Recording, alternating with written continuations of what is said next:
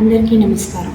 10వ తరగతి పరీక్షా ఫలితాలు త్వరలో విడుదలవుతున్న సందర్భంలో 10వ తరగతి విద్యార్థులకు, వారి తల్లిదండ్రులకు మరియు పాఠశాల యాజమాన్యం మన పాఠశాల విద్యాశాఖ తరపున కొన్ని సూచనలు చేస్తున్నాము. ఈ సంవత్సరం సుమారు 6 లక్షల మంది విద్యార్థులు పరీక్షకు హాజరై తమ యొక్క ఫలితాల కోసం ఎదురు చూస్తున్నారు. ఈ సందర్భంలో ప్రతి విద్యార్థికి కూడా మనసులో ఎన్నో అనేక రకాలైనటువంటి ఆలోచనలు ఉంటాయి. పరీక్షలు పాస్ అవుతామా, ఫెయిల్ అవుతామా, లేకపోతే డిస్ట్రిక్ట్ ఫస్ట్ వస్తుందా, స్టేట్ ఫస్ట్ వస్తుందా, ఫస్ట్గా వస్తుందా అని అనేక ఆలోచనలు తీసుకుంటుంటారు. ఇలాంటి తరుణంలో మాకు కూడా మా విద్యాశాఖ అధికారులకి, ఇటు పిల్లల యొక్క తల్లిదండ్రులకు కూడా అనేక ఆలోచనలు అనేవి వస్తూ ఉంటాయి. భావోద్వేగాలు మాకు ఉంటాయండి. ఈ పరీక్షా ఫలితాలు విడుదల చేస్తున్నప్పుడు ప్రతిసారి మాకు ఒక ఆలోచన అనేది మనసుకి చాలా బాధ కలిగిస్తూ ఉంటుంది, ఒక ఆందోళన కలిగిస్తుంది. అదేంటంటే ఈ పరీక్షా ఫలితాలను పిల్లలు ఎలా తీసుకుంటారు. కొంతమంది ఆనందంగా తీసుకుంటారు, కొంతమంది వ్యతిరేక ఫలితాలు వస్తే బాధగా తీసుకుంటూ ఉంటారు. రేపు ఎవరైనా మీ పరీక్ష ఫలితాల్లో మీ పేరు కనిపించకపోతే విద్యార్థులు ఎవరో కూడా ధైర్యపడుతూ ఆందోళన చెందొద్దు, ధైర్యంగా స్వీకరించండి. సెకండ్ ఛాన్స్ అనేది జీవితంలో ప్రతి అంశానికి ఉంటుంది.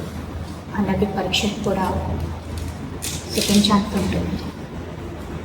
ముందుగా సెప్టెంబర్ మార్చి పైన ఎందుకు ఈ హైరానా వేదన అనే పాటను ఒకసారి శివ సినిమా నుంచి గుర్తు చేసుకుంటే నాకెంతో ధైర్యాన్ని వస్తుంది. ఫలితాలు ఎలా వచ్చినా స్వీకరించాలి. అది మీ మనస్తత్వం మీద ఆధారపడి ఉంటుంది. మీరు ఇక్కడే ఓడిపోతే జీవితంలో ఎన్నో ఫెయిల్యూర్స్ వస్తాయి. ఒక బల్బు కనిపెట్టిన థామస్ ఎడిసన్ మొదటి ప్రయత్నంలోనే విజయం సాధించలేదు. 10,000 సార్లు ఓడిపోయి విఫలమైతే బల్బు కనిపెట్టాడు. అలా ఏ ఆవిష్కరణ చూసినా, ఏ ఆవిష్కరణ కూడా మొదటి ప్రయత్నంలో విజయం సాధించింది కాదండి, సక్సెస్ వచ్చింది కాదు. అందుకే మన ఏపీజే అబ్దుల్ కలాం గారు ఒక మాట అంటారు, if you fail never give up. ఎందుకంటే fail means first attempt in learning. ఒక అపజయం నేర్చుకోవడానికి మొదటి మెట్టంట. అంత గొప్ప వ్యక్తి చెప్తే మనం ఎంతండి. అందుకని మనం ఆచరించాల్సింది తప్పే. మళ్ళీ చేయి, మళ్ళీ రాయి, మళ్ళీ రాయి, మళ్ళీ రాయి, పరీక్ష పాస్ అయ్యేంత వరకు. అంతేకాని ఓడిపోయి ఆత్మహత్యలు చేసుకోవడం ఇలాంటి పనులు మనం దయచేసి ఏ విద్యార్థులు చేయవద్దు.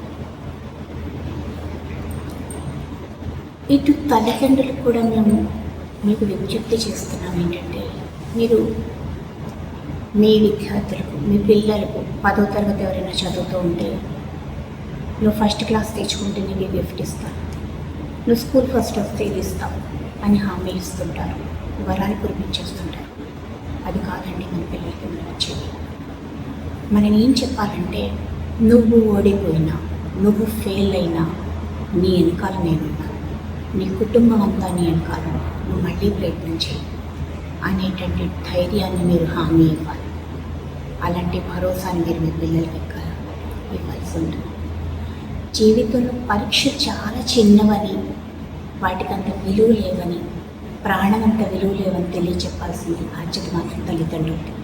మీరు ఏ విధమైనటువంటి నెగిటివ్ కమెంట్స్ చేయడం కానీ, పక్క వాళ్ళతో పోల్చుకుని పిల్లలని గురించి మాట్లాడటం కానీ చేయవద్దండి దయచేసి.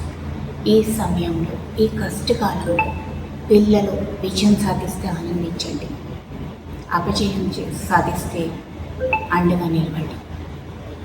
ఎందుకంటే మీకు ఒక విషయం చెప్పాలి ఈ సందర్భంలో.